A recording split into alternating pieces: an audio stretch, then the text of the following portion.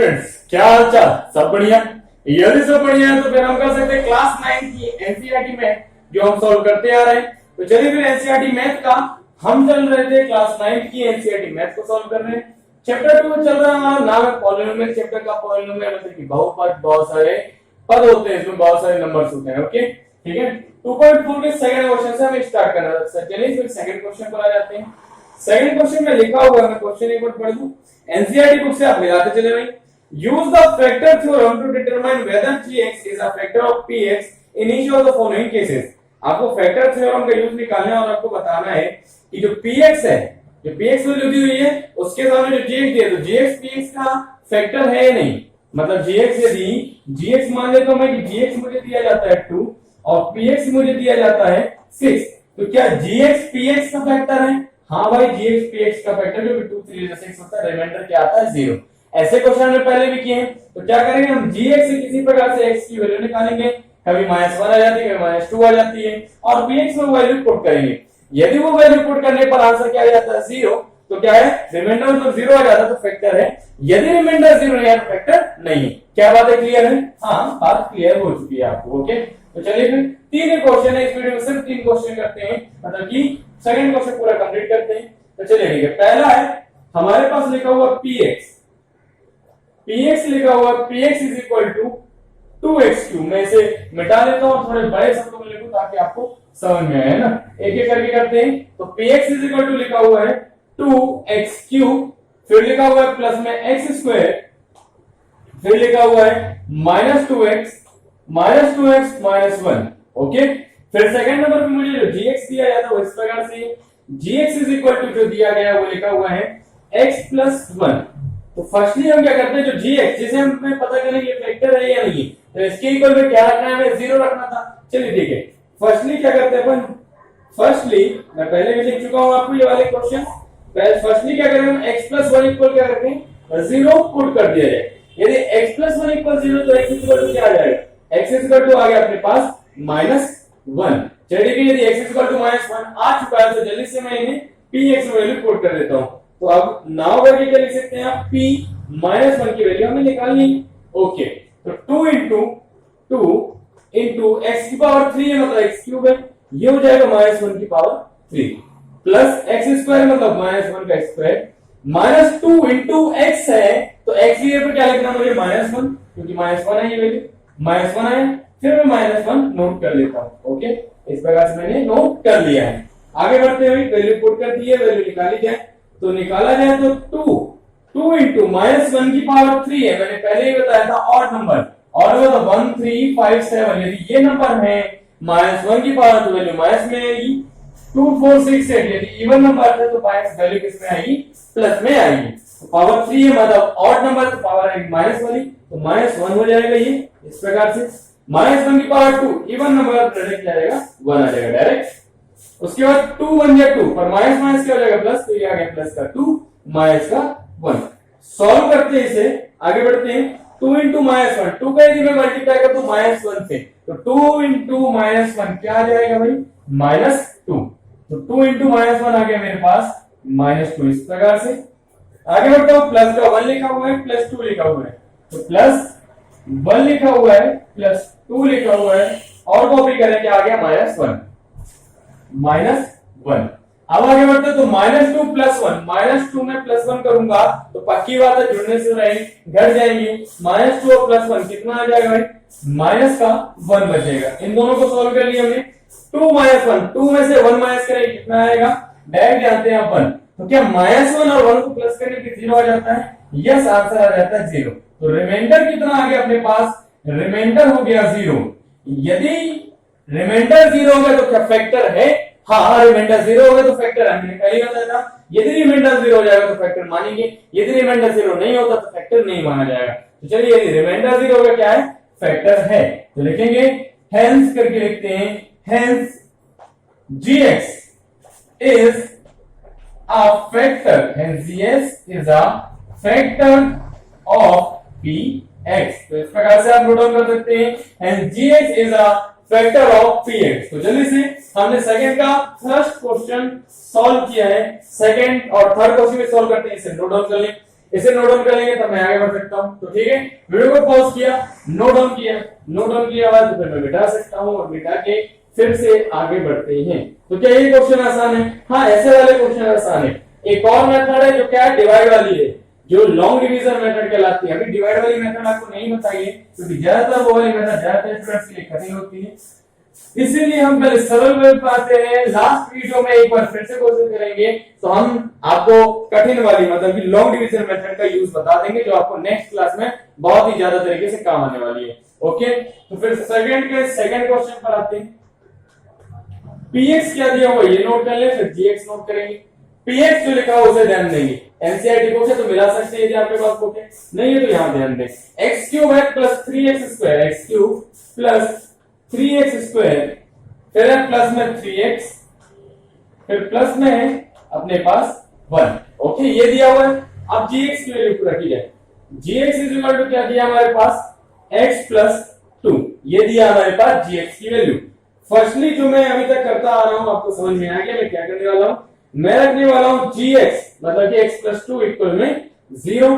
यदि x plus 2 equal में 0 तो x इज इक्वल टू क्या आ जाएगा, प्लस 2, उस तरफ जाकर क्या हो जाएगा, -2, तो x इज इक्वल टू क्या आ जाएगा, -2। इस प्रकार से अब वैल्यू पुट की जाए। वैल्यू पुट करते हैं तो p -2 की वैल्यू निकालिए। p -2 की वैल्यू है, जहां पर x वहां पर -2 रहेगा, तो जहां जहां पर x वहां पर क्या आ जाएगा, -2। तो चलिए ठीक है, -2 की पावर हो गई 3, फिर हो गया 3 इंटू -2 की पावर हो गई 2 प्लस 3 इंटू -2 और प्लस में आ गया 1। इस प्रकार से मैंने डाउन किया है। सिर्फ नोट डाउन करते समय मैंने इस बात का ध्यान रखा है कि x की पर क्या रखना था मुझे, -2, तो रख दिया है -2। पहले तो माइनस वाले की पावर यदि जो है और नंबर होता तो क्या आएगा, प्लस में वैल्यू आएगी 2 की पावर 3, 2 की पावर 3 का मतलब 2 इंटू 2 इंटू 2। तो इस प्रकार से 2 की पावर 3 का क्या हो जाएगा, 8, क्योंकि पावर और नंबर तो माइनस आएगा, माइनस के साथ 8 आ गया, प्लस 3 इंटू -2 की पावर 2, तो 2 2 या 4 पावर प्लस इवन नंबर इसलिए पावर आएगी प्लस में, सॉरी ऑब्जेक्ट आएगा प्लस में, तो ये आएगा 3 इंटू 4 प्लस 3 2 जा 6 होगा तो प्लस माइनस माइनस होता तो 3 2 जा -6 हो गया। इस प्रकार से प्लस में 1 नोट कर लिया हमने। चलिए फिर सॉल्व करते हैं। पहले तो बॉडमॉस के रूल के हिसाब से मल्टीप्लाई करने चाहिए, तो 3 4 हो गया 12 -6 प्लस में आ गया 1।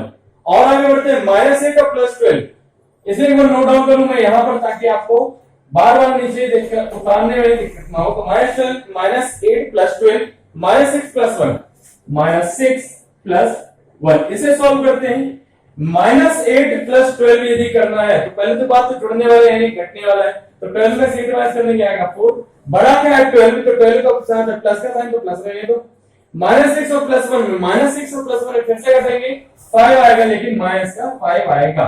ये आ गया मेरे पास 4 - 5 -1, क्या ये 0 आया, नहीं, तो रिमाइंडर इज इक्वल टू कितना आ गया, रिमाइंडर आया अपने पास -1 which is not equal to 0, 0 के इक्वल तो नहीं है, 0 के इक्वल नहीं है तो क्या कहेंगे, ये फैक्टर है या नहीं है, 0 होगा तो फैक्टर है, 0 नहीं है तो क्या फैक्टर नहीं है। आपको समझ में आ गया, बहुत बढ़िया। तो हेंस करके लिखते हैं, hence gx is not a factor of px। Okay, तो gx px का फैक्टर नहीं है, क्यों नहीं है, रिमाइंडर 0 के बराबर नहीं है। चलिए ठीक है, सेकंड क्वेश्चन का आंसर नोट डाउन कर ले, नोट डाउन कर लेंगे, फिर मैं आगे बढ़ता हूं। वीडियो को पॉज किया, नोट डाउन किया, आगे बढ़ते हैं। तो अब आएंगे हम थर्ड वाले क्वेश्चन पे। नोट डाउन कर लिया आप लोगों ने, बहुत बढ़िया। क्या आपको समझ में आ रहा है? हाँ, आप लोगों को समझ में आ रहा है, तो चलिए ठीक है, आप लोगों को समझ में आ रहा है तो नेक्स्ट क्वेश्चन पर आता हूं। यदि आपको कहीं पर कोई परेशानी जाती है, आपको समझने में दिक्कत होती है, तो आप उसे वापस पूछ सकते हैं। यूट्यूब आपको कमेंट कर सेक्शन दे रहा है, कमेंट सेक्शन में पूछ सकते हैं, या फिर आपको व्हाट्सएप नंबर मिल जाएगा, व्हाट्सएप नंबर में दोबारा पूछ सकते हैं मेरे से। ओके, तो चलिए फिर थर्ड क्वेश्चन पर आ जाते हैं। सेकंड का थर्ड क्वेश्चन कर रहे हैं। लिखा हुआ है px is equal to x³ - 4x², x³ - 4x², इस प्रकार से plus x plus 6 plus x plus 6, इस प्रकार से लिखा हुआ है। उसके बाद gx जो दिया वो लिखा हुआ है x - 3, gx is equal to है x - 3। अब आप बहुत भली बात इस बात से परिचित हो चुके हैं, आपको मालूम हो गया है मैं किसकी इक्वल टू रखूंगा, gx, जिसे हमें फैक्टर चेक करना है। तो चलिए ठीक है, फर्स्टली हम क्या करते हैं, firstly x minus 1 equal to x minus 3 लिखा हुआ है इक्वल टू 0 रखते हैं। क्योंकि यहाँ पर क्या है -3 और उस तरफ क्या हो जाएगा +3, तो x इक्वल टू हो जाएगा 3। तो चलिए ठीक है, p3 की वैल्यू निकालनी है हमें। तो क्या px था वहां पर p3 हो गया, x की जगह पर 3 हो गया तो सारी जगह पर हो जाएगा 3। तो ये हो जाएगा 3 to the power 3 minus 4 into 3 का स्क्वायर प्लस में 3 और प्लस में आ जाएगा 6। इस प्रकार से लिखा हुआ है। चलिए ठीक है, और आगे बढ़ते हैं, सॉल्व करते हैं। 3 की पावर 3 मतलब 3 3 जा 9, 3 बार मल्टीप्लाई करना है, 3 1 जा 3, ठीक है, 3 3 जा 9, 9 3 जा 27। तो इस प्रकार से आ गई अपने पास 27 माइनस 4 इंटू पहले 3 का स्क्वायर मतलब 3 3 जा क्या लिखेंगे 9, प्लस में है 3 प्लस में है 6 और सॉल्व करते हैं। ये हो जाएगा 27 माइनस 9 4 जा कितना होता है 36, ये नोट किया मैंने 36, प्लस में है 3 और प्लस में है 6। इसी सेम लाइन को मैं ऊपर नोट कर लेता हूं, फिर सॉल्व कर लो। 27 माइनस 36, 27 माइनस 36 इस प्रकार से लिखा हुआ है, प्लस 3 प्लस 6 लिखा है, प्लस 3 प्लस 6।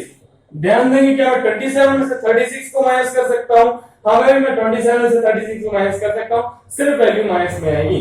तो ये हो जाएगा -9। क्या 6 और 3 प्लस किए जा सकते हैं, हाँ 6 और प्लस 3 कर सकते हैं 9। क्या 9 में से 9 घटाना है, माइनस में प्लस में करेंगे, क्या आएगा आंसर 0। तो ये आएगा 0। तो हम लिखेंगे रिमाइंडर क्या आ गया हमारे पास, रिमाइंडर आ गया हमारे पास 0। यदि रिमाइंडर 0 है तो क्या ये फैक्टर है, हाँ ये फैक्टर है। क्यों फैक्टर है भाई, क्योंकि रिमाइंडर 0 आ गया। तो हेंस करके क्या लिख सकते हैं आप, hence gx is a factor, gx is a factor of gx is a factor of px। ठीक है, तो gx जो पॉलिनोमियल है वो px पॉलिनोमियल का फैक्टर है, मतलब पूरा डिवाइड कर देते हो, रिमाइंडर आता है 0। तो ये कहलाती है इस प्रकार से सॉल्व करना, क्या कर रहा था फैक्टर थ्योरम के थ्रू सॉल्व करना। तो चलिए ठीक है, हमने किया 2.4 का सेकंड का फर्स्ट क्वेश्चन, सेकंड क्वेश्चन और थर्ड क्वेश्चन। तो 3 क्वेश्चन हमने कर लिए सॉल्व बहुत बेहतरीन तरीके से, ज्यादा बोरिंग ना हो जाए इसलिए जो है कम ही टाइम में हम सॉल्व करते हैं, कम वीडियो बनाते हैं, एक क्वेश्चन करते हैं। तो चलिए सेकंड क्वेश्चन नोट डाउन कर लें। नेक्स्ट वीडियो में आते हैं थर्ड क्वेश्चन के साथ जो है के की वैल्यू फाइंड करनी है। तब तक के लिए गुड डे, थैंक यू, धन्यवाद।